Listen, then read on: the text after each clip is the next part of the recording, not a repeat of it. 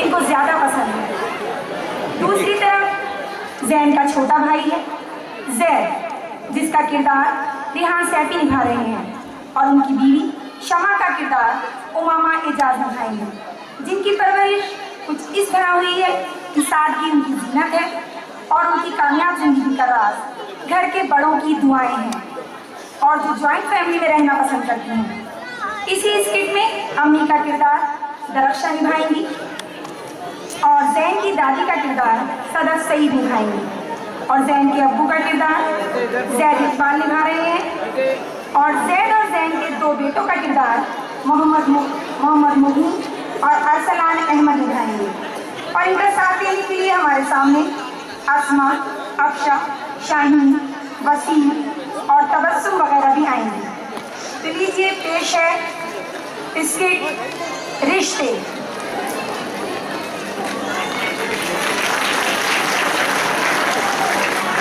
अस्सलामुअलैकुम। आज हम जो आपको कहानी दिखाने जा रहे हैं, ये कहानी किसी कहानियों में नहीं बल्कि हमारे आसपास नजर आती है, हमारे मुआशरे में हमें देखने को मिलता है। चलिए देखते हैं। आज हुमा और जैन की शादी है, बड़ी धूमधाम से। जैन के अब्बा ने इतनी धूमधाम और शान शौकत से शादी की है कि शादी के लिए कितनी कमेटियां डाल दी हैं। फिक्र ना करें, ये हालत इनकी नहीं बल्कि हमारी भी है ना। और दूसरी बात, हुमा की शादी में हुमा की इतनी लंबी चौड़ी लिस्ट उसने अपने अम्मी अब्बा को तैयार करके दी है कि अब उन्हें अपनी जमीन बेचकर हुमा के लिए ब्रांडेड गाड़ी देनी पड़ रही है। हुमा भी क्या करे, उसकी सहेलियों को उनके वालिदैन ने गाड़ी जो दी थी, अब हुमा को भी ख्वाब बन गया है कि उसे भी जहेज में उसके अब्बा गाड़ी दें और ब्रांडेड सामान दें। लेकिन ये तो आम बात है ना हमारे मुआशरे में, ये तो हर घर की कहानी है।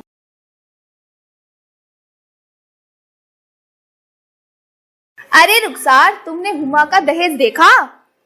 हाँ, सामान तो बहुत अच्छा है, हर सामान ब्रांडेड है। अरे गाड़ी भी तो दी है हुमा के अब्बू ने। हाय अल्लाह, मेरे अब्बू भी बस मुझे यही वाली गाड़ी दे दें। मैंने तो अम्मी से कह दिया है कि मुझे गाड़ी दे तो बड़ी वाली दे। अरे देखो देखो, वो देखो हुमा आ गई। ऊपर से नीचे तक सोने से लदी हुई है ये तो। अरे कहाँ रह गई? दुल्हन को लेकर जल्दी आओ, रुखसती के लिए देर हो रही है। जी अम्मी, बस आ रहे हैं, अभी आ रहे हैं।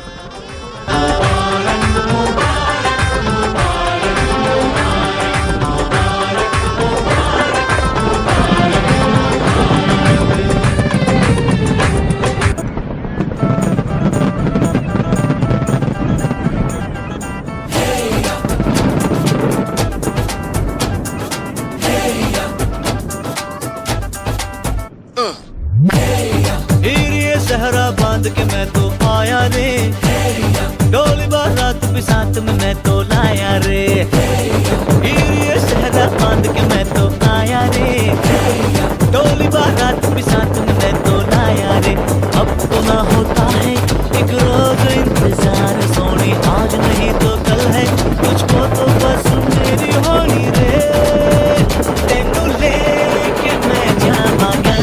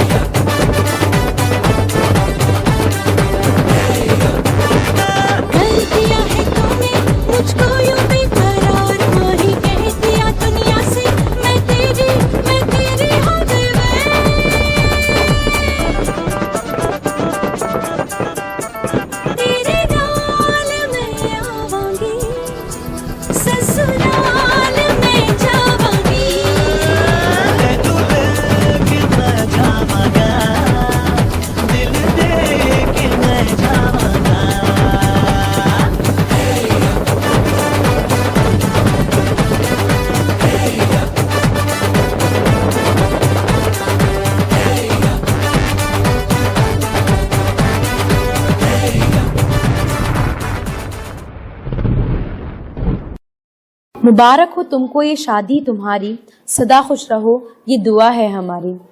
धूमधाम, शान शौकत और ब्रांडेड साजो सामान के साथ दुल्हन अपने घर आ गई है। चलिए देखते हैं कि नई दुल्हन क्या क्या ख्वाहिशें लेकर अपने ससुराल आई है और घर वाले क्या सोचते हैं अपनी दुल्हन और बेटे को लेकर, जिन्होंने अपने बेटे को आला तालीम दी, अच्छी से अच्छी परवरिश दी। वैसे हर माँ बाप की अपने बेटे से, अपनी बहू से कुछ ख्वाहिशें होती हैं। चलिए कहानी आगे बढ़ाते हैं। भाई मुझसे ना एक गलती हो गई है। क्या हुआ बेटा? क्या हुआ? वो भाभी की गाड़ी का ना छोटा सा एक्सीडेंट हो गया है मुझसे। हाय अल्लाह, तुमने मेरी गाड़ी तोड़ दी। तुम्हारी हिम्मत कैसे है मेरी गाड़ी को हाथ लगाने की? पूरे 12 लाख की है मेरी गाड़ी। मैंने मना किया था ना तुम्हें गाड़ी को हाथ लगाने को, फिर गाड़ी को क्यों लेकर गए? क्यों तुमने हाथ लगाया बेटा? अब तो तुमने मुझे और भी ज्यादा परेशान कर दिया। अब मैं क्या करूंगी? उस गाड़ी पर हमारा हक नहीं है बेटा, तुम्हें उसे हाथ ही नहीं लगाना चाहिए था। मुझे कुछ नहीं पता, आप मुझे मेरी गाड़ी वापस करिए। बाखुदा अम्मी, मैं एक पैसा नहीं देने वाला इस गाड़ी की मरम्मत के लिए। खुदा खैर करे, अब क्या होगा? ये तो अपनी बीवी का ज़न्मुरीद हो गया। मेरा बेटा तो ऐसा न था, न जाने कब इतना बड़ा हो गया कि मुझे डांटने लगा। अम्मी, आपने देखा किस तरह जैन छिड़क कर मुझे चला गया। चुप हो जाओ बेटा, अब मैं क्या कर सकती हूँ? मैं तो इसके नताइज पहले ही जानती थी, मगर तुमने भी कहाँ इनकार किया जहेज से। अब बताओ, इस जहेज से हमें क्या हासिल हुआ है? सिर्फ मुसीबतें ही हासिल हुई है ना। अब तो हमें इनका मिलकर सामना करना ही पड़ेगा। जैन, अब मैं इस घर में नहीं रहना चाहती। इस घर में ना तो मैं अपनी मर्जी से कुछ खा सकती हूँ, ना पहन सकती हूँ। जो अपने घर से दहेज लाई हूँ उसकी भी कोई कदर नहीं है। कोई सोफे पर कूदता है तो कोई मेहमान आकर उसमें पैन घुसा देता है, और फ्रिज का तो ये हाल है कि उसका दरवाजा इतनी जोर से बंद करते हैं कि जैसे फ्री के आया है। मेरे घर वालों ने ये तमाम चीजें सिर्फ मेरे इस्तेमाल के लिए दी हैं, ना कि आपके पूरे खानदान के लिए। इसलिए जैन, प्लीज आप जल्द से जल्द किसी फ्लैट का इंतजाम कीजिए। अब मैं यहाँ रहना नहीं चाहती। लगता है मुझे अब अपने फ्लैट का इंतजाम करना ही पड़ेगा। अम्मा, देख रही हो मेरा बेटा क्या कह रहा है? ये मुझसे, अपनी अम्मी से अलग होने की बात कर रहा है। क्या इसी दिन को देखने के लिए हमने इसकी शादी की थी कि वो शादी करके हमसे दूर हो जाए? अम्मी, मेरा दिल तो बैठा जा रहा है ये सोचकर कि क्या होगा।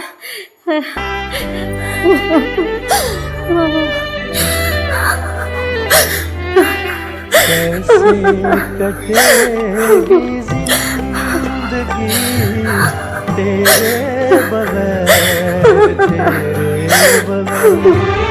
कैसे कटेगी जिंदगी तेरे बगैर, तेरे बगैर।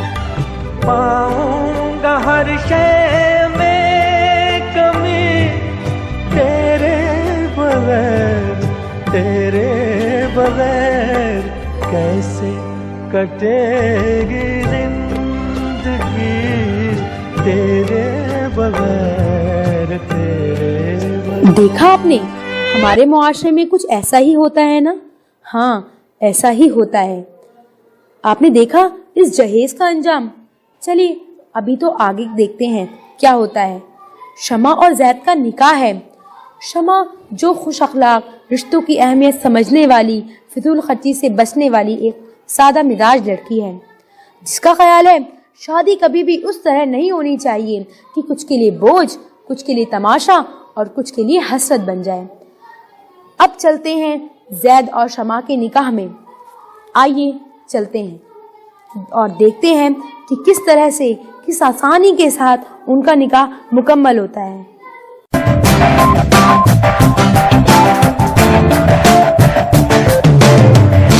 दौलत शोहरत क्या करनी, तेरे प्यार का सहारा काफी है।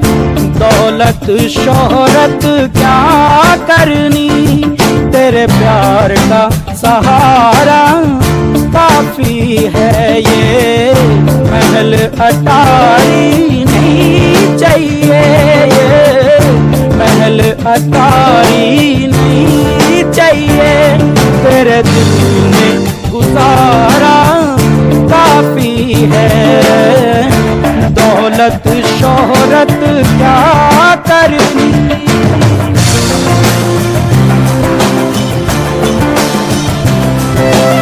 अगर इस तरह से हमारे मुआशरे में सुन्नत तरीके पर निकाह हो जाए तो बेटी का बढ़ता हुआ कद देखकर बाप की रातों की नींद न उड़े।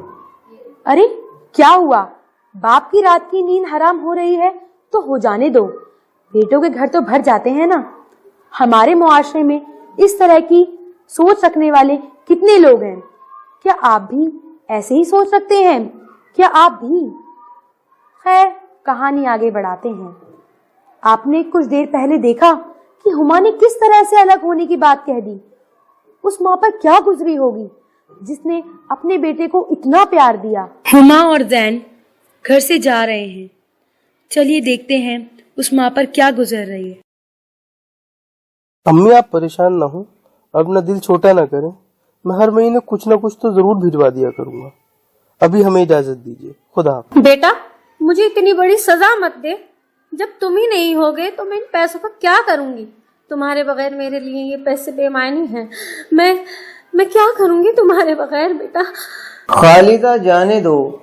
घर में रोज रोज लड़ाइयाँ होने से बेहतर है अलग हो जाना। जाओ मेरे बेटा, अल्लाह तुम्हें तरक्की अता करे और तुम जहाँ रहो वहाँ पर खूब खुश रहो, खूब फूलो फूलो। मुझे छोड़ के मत जा बेटा, मुझे छोड़ के मत जा। जल्दी चलिए जैन, बाहर टैक्सी वाला हमारा इंतजार कर रहा है। वो कब तक खड़ा हमारा इंतजार करता रहेगा? हाँ भैया, हाँ, आ रहा हूँ।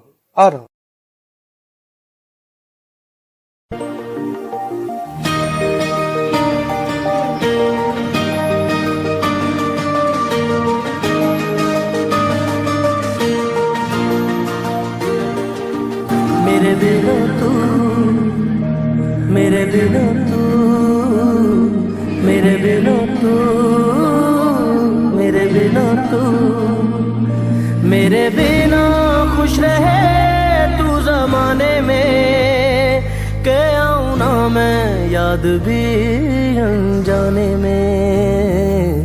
मेरे बिना तू, मेरे बिना तू, मेरे बिना तू, मेरे बिना तू।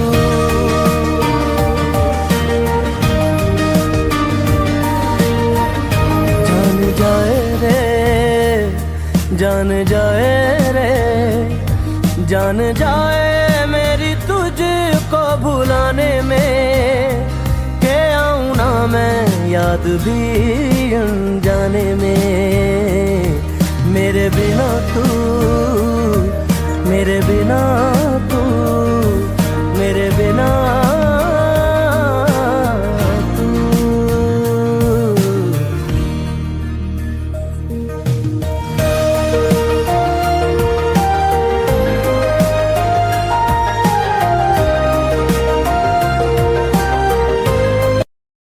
मेरी खुशी तो, मेरी खुशी तो, मेरी खुशी आंसुओं को बहाने में, के आऊं ना मैं याद भी अनजाने में। मेरे बिना तू, मेरे बिना तू, मेरे बिना तू, मेरे बिना तू, मेरे बिना खुश रहे तू जमाने में, के आऊं ना मैं याद भी अनजाने में। मेरे बिना तू, मेरे बिना तू, मेरे बिना तू।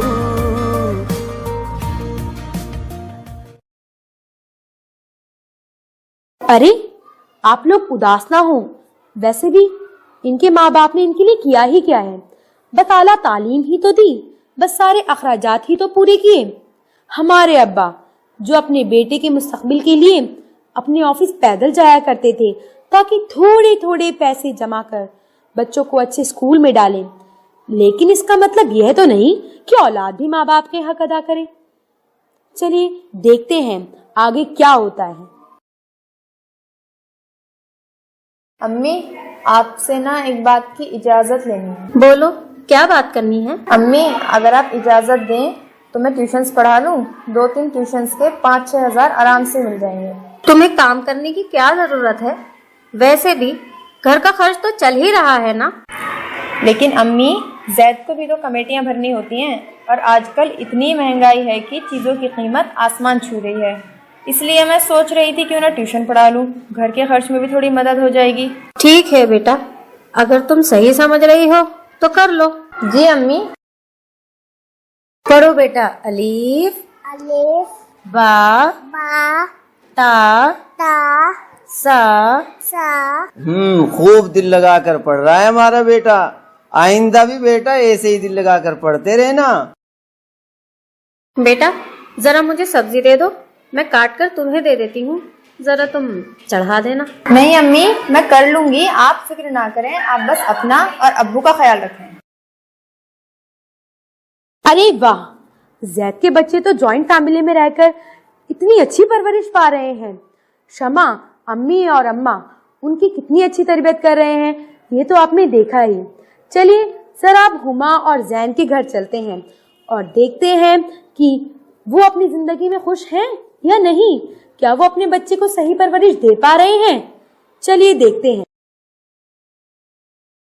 हेलो, अस्सलाम वालेकुम। और सुना अजिया, कैसी हो? मैं अल्हम्दुलिल्लाह। मुबारक हो, मैंने सुना है तुमने नई गाड़ी ली है। कौन सी ली? अच्छा, वो तो काफी महंगी है। अस्सलाम वालेकुम।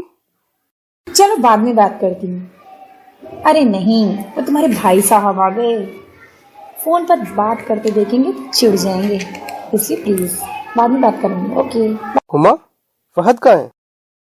मौलाना साहब से कुरान पढ़ रहा है। अरे तुम पूरे दिन खाली बैठे रहती हो, तुम कह रही हो मौलाना साहब आए हैं। तुम्हें खुद को नहीं लगता कि तुम्हें बच्चे को खुद ही पढ़ा देना चाहिए? पूरे दिन बेवजह फोन पे बातें करना, इतने महंगाई के जमाने में, और ऊपर से बच्चों की तरबियत पे उसका क्या असर होगा? तुम्हें नहीं लगता कि तुम्हें उसे खुद पढ़ा देना चाहिए था? आप हो तो अपनी अम्मी के ही बेटे, बस हर वक्त पैसे बचाने की लगी रहती है। तो कम से कम कुरान तो तुम खुद ही पढ़ा सकती हो। अच्छा, आप ये मुझसे क्यों कह रहे हैं? खुद क्यों नहीं पढ़ा लेते फहद को? वैसे भी आपको तो लगता है मैं कुछ काम वाम करती नहीं हूँ। ये घर ऐसे ही खुद ब खुद साफ सुथरा थोड़ी नजर आता है। हमेशा मैं ही उस पर ध्यान देता हूँ, तुम्हें तो बस अपनी पार्टीज याद रहती हैं, अपने जेवर, अपने कपड़े, इन्हीं चीजों का तुम्हें बस ख्याल रहता है। बच्चे की अच्छी परवरिश करना माँ की जिम्मेदारी है, बाप की जिम्मेदारी पैसा कमा कर लाना, घर वालों के अखराजात पूरे करना और जरूरियात को पूरा करना है। अगर मैं सिर्फ इन्हीं कामों में लग जाऊंगा तो बाकी की जिम्मेदारी कौन उठाएगा? कौन घर के अखराजात पूरे करेगा? कौन कमाएगा? ये तो तुम्हें खुद भी सोचना चाहिए ना। वाह, आपने तो इतनी आसानी से सारी जिम्मेदारी मुझ पर डाल दी। रही बात कमाने की, ये तो हर मर्द अपने घर के लिए करता है, आप क्या निराला काम कर रहे हैं? कौन कहता है मैं मर्द हूँ? अरे मैं तो एक एटीएम मशीन बनकर रह गया हूँ, जिससे तुम जब चाहे जितने चाहे पैसे निकाल सकती हो।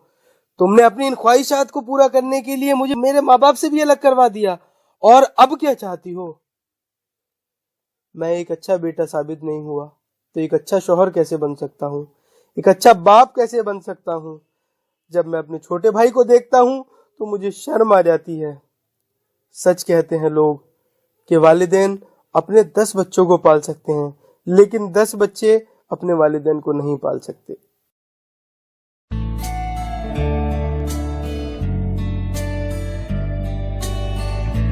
जब चोट कभी मेरे लग जाती थी तो आँख तेरी भी तो भर आती थी। माँ, ओ माँ, जब चोट कभी मेरे लग जाती थी तो आँख तेरी भी तो भर आती थी। एक छोटी सी फूंक से तेरी सभी दर्द मेरे होते थे गुम। आज भी कोई चोट लगी तो याद आती हो, याद आती हो।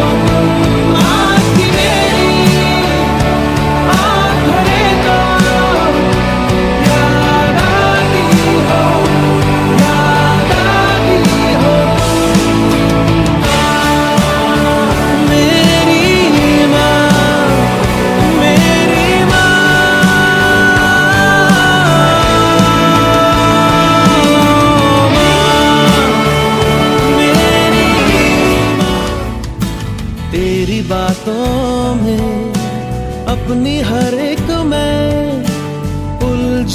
का हल पा लेता था वो, तेरे हाथों की रोटी अक्सर ही भूख से ज्यादा खा लेता था। तेरा हिस्सा मैं, तेरा हिस्सा मैं, जो सबको सलामी हो। आज भी मेरी बात चले तो याद आती हो तुम। आज भी मेरी आँख भरे तो याद आती हो मेरी माँ, मेरी माँ,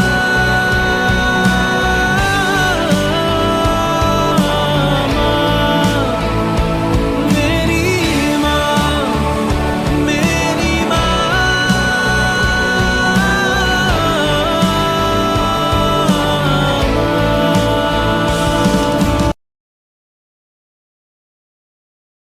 मुझे माफ़ कर दीजिए जैन, वाकई ये मेरी गलती है। हमने बहुत गलत किया। चलिए हम अपनी गलती को सुधार लेते हैं और घर चलते हैं अम्मी के पास। काश ये सिर्फ कहानी में होता जिसे हम देखकर भूल जाते, लेकिन अफसोस ये तो हर दूसरे घर की कहानी है। हर औरत का यही ख्वाब होता है कि शादी के बाद बस शौहर उसका ख्याल रखे, माँ बाप से उसका कोई वास्ता ना रहे।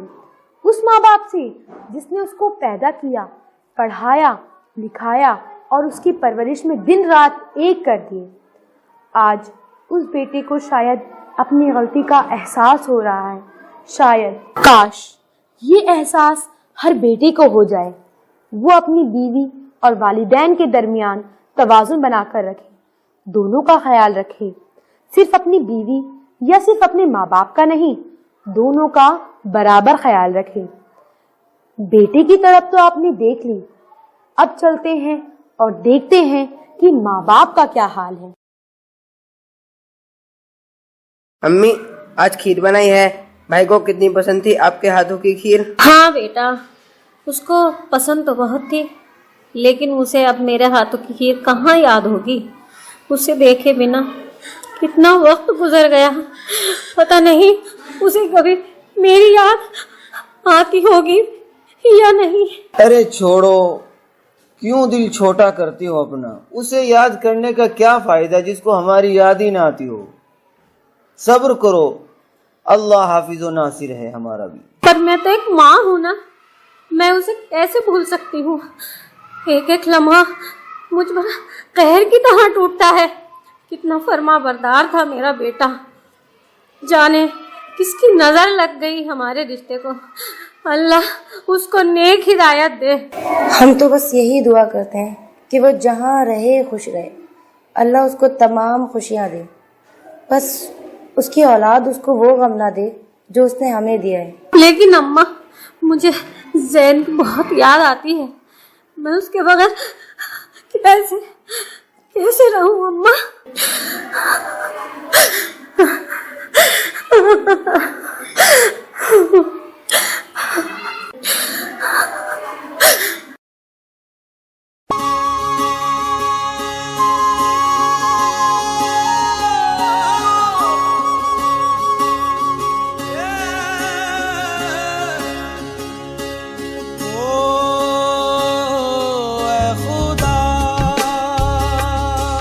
तेरी मर्जी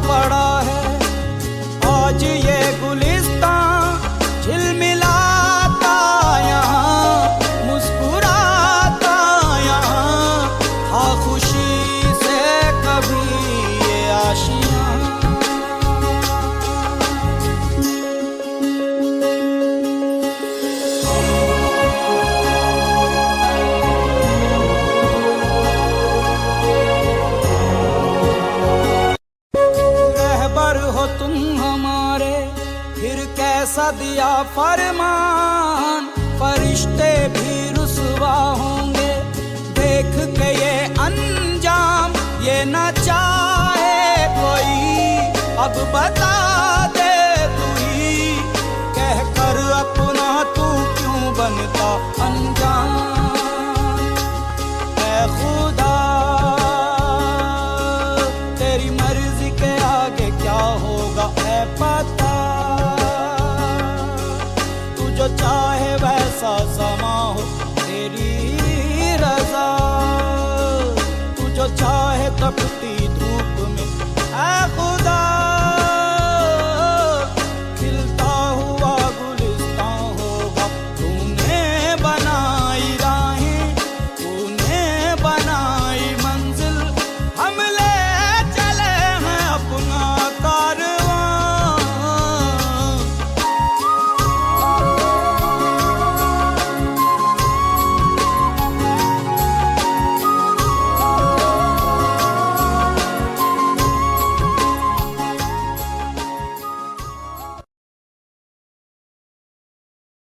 सच है, माँ के पैरों तले जन्नत है और बाप उस जन्नत का दरवाजा है।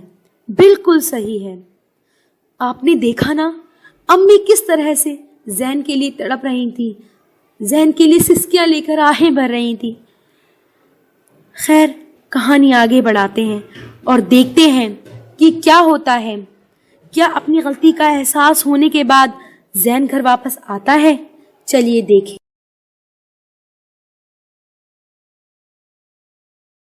अस्सलाम वालेकुम जैन भाई।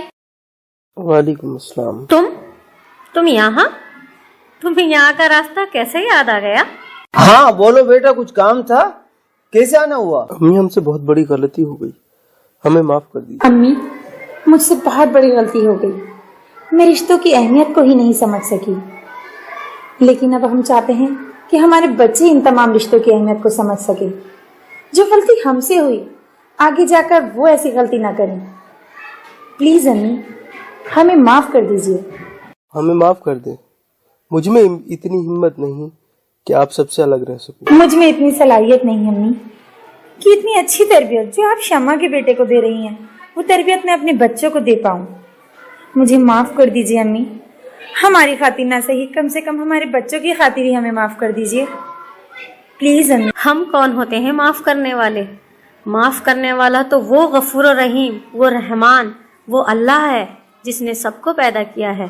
भला कभी कोई माँ अपने बच्चों से नाराज हो सकती है? बेटा, वालिदैन भी कभी अपने बच्चों से नाराज होते हैं। औलाद चाहे जैसा सलूक करे, लेकिन माँ बाप की शफकत हमेशा औलाद के हक में दुआ करने पर मजबूर करती रहती है। बहुत अच्छा किया बेटा कि तुम आ गई। अल्लाह तेरा लाख लाख शुक्र है, तेरा एहसान है, हम तेरे शुक्रगुजार हैं। तू चाहे तो सारी मुश्किलें आसान हो जाती हैं।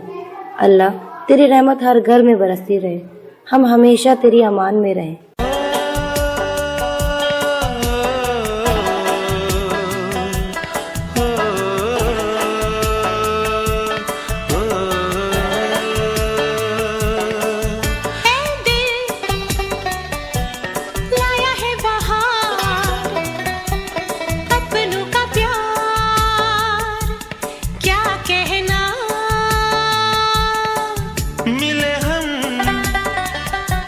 छलक उठा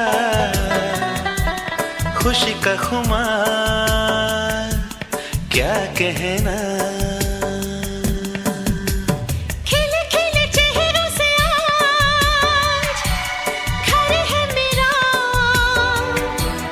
गुल गुलजार, क्या कहना।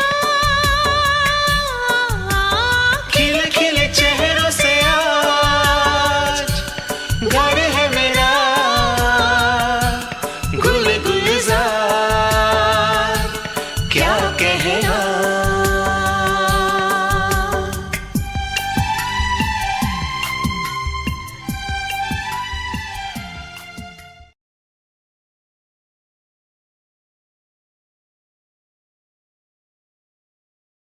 माँ मेरी प्यारी माँ, तुझ पे दिल जाहे कुर्बान। मेरी मेरी प्यारी माँ, तुझ पे दिल जाहे कुर्बान। मेरी प्यारी माँ, तुझ पे दिल जाहे कुर्बान। जो माँ का दिल दुखाएगा वो दुनिया में पछताएगा, सब दुनिया में रह जाएगा, कुछ हाथ न तेरे आएगा।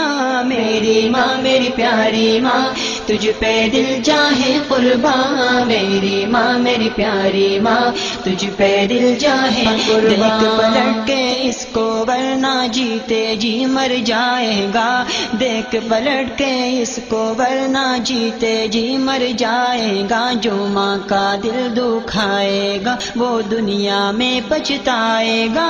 मेरी प्यारी माँ, तुझ पे दिल जाहे कुर्बान। मेरी प्यारी माँ, तुझ पे दिल जाहे कुर्बान। मेरी प्यारी माँ, तुझ पे दिल जाहे कुर्बान। मेरी प्यारी माँ, तुझ पे दिल जाहे कुर्बान। तू जो रोया तो माँ ने गोदी में उठाया तुझको, रात रात को जाग के माँ ने झूला झुलाया तुझको। तू जो रोया तो माँ ने गोदी में उठाया तुझको, रात रात को जाग के माँ ने झूला झुलाया तुझको। खुद गीले में सोती थी सूखे में तुझको सुलाया, अब भी वक्त है सोच ले तूने क्या खोया क्या पाया। चूम ले माँ के कदमों को ये मौका फिर ना आएगा, चूम ले माँ के कदमों को ये मौका फिर ना आएगा। जो माँ का दिल दुखाएगा वो दुनिया में पछताएगा। मेरी प्यारी माँ, तुझ पे दिल जाहे कुर्बान। मेरी प्यारी माँ, तुझ पे दिल जाहे कुर्बान। मेरी प्यारी माँ, तुझ पे दिल जाहे कुर्बान। मेरी प्यारी माँ, तुझ पे दिल जाहे कुर्बान। औलाद भी करती है माँ बाप की नाफरमानी, ठोकर दर दर खाएंगे जो करते रहे मन मांगानी। तौबा कर लो वक्त है अब भी हो गई जो नादानी, इनकी खिदमत से होगी हर मुश्किल में आसानी। दिल न दुखा निकले जो आंसू आंसू में बह जाएगा, दिल न दुखा निकले जो आंसू आंसू में बह जाएगा। जो माँ का दिल दुखाएगा वो दुनिया में पछताएगा। मेरी प्यारी माँ, तुझ पे दिल जाहे कुर्बान। मेरी प्यारी माँ, तुझ पे दिल जाहे कुर्बान। मेरी प्यारी माँ, तुझ पे दिल जाहे कुर्बान। मेरी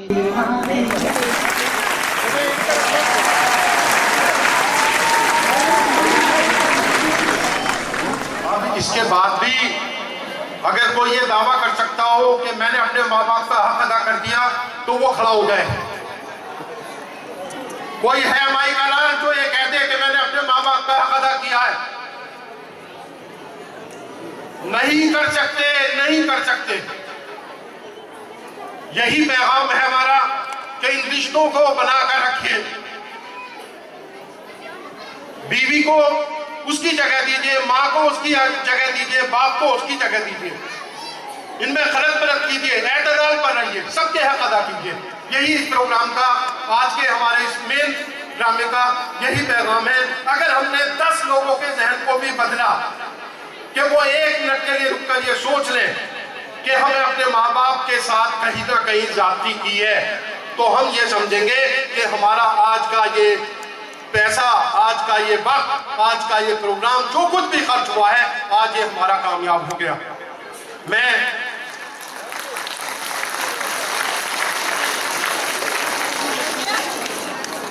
मेहमानान इकराम में से जनाब जियाउल्लाह साहब, मुइन अख्तर साहब, मुइनुद्दीन साहब, डॉक्टर गजाली साहब और जो हमारे इस प्रोग्राम के मेहमान खुसूसी हैं, उनसे फिर दोबारा दरख्वास्त करूंगा। मुजफ्फर गजाली साहब, सैयद मंसूर आगा साहब, अब्दुल रशीद साहब, मेरी उनसे दरख्वास्त है कि वो स्टेज पर आए और इलियास साहब सेक्रेटरी वो मेहमानों को आगे लाएं और जो ग्रुप लीडर हैं जो नरेटर थे आज की इस प्रोग्राम की, हमारी बिटिया, उसको सबकी तरफ से वो हासिल करेगी शील्ड को।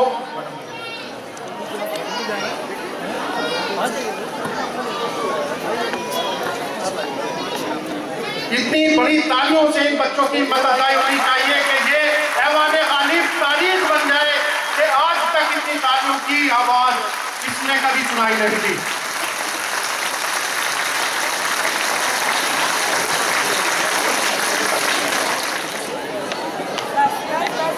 ये बच्चों के लिए भी यादगार रहेगा कि हमने कभी अपने माँ बाप के हुकूक की बात की थी।